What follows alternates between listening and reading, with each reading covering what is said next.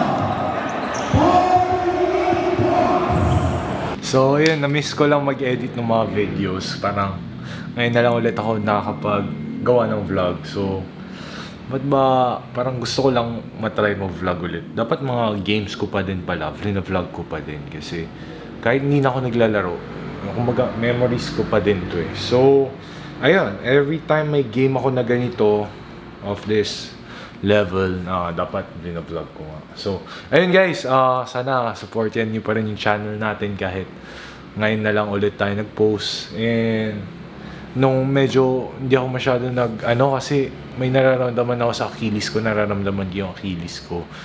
Parang sore siya. So, hindi ko na pinipilit, parang nagpa-sub na ako nung huli. Sabi ko, kuya, sub nyo na ako kasi masakit yung pakiramdam ko. Parang, ayun. Pero nakakatuwa kasi nakalaro natin mga, kumbaga, kaibigan natin from Manila. Na-meet ko lang si Uncle sa China eh. Tapos sabi niya, uy, set tayo ng exhibition game dyan sa Dagupan. So sabi ko, yun, sige, 40 above. Tapos nung 40 above, biglang sabi, magsama na ng bata kasi sasama ko yung mga anak ko. So far, it's fun. And hopefully, mga next games mas magiging exciting yan. Kasi kumbaga ito parang testing the waters lang eh. So, ayun guys, tuloy-tuloy tayo magpo-post. Tapos, try ko pala i-edit yung mga videos ko from Malaysia, from China.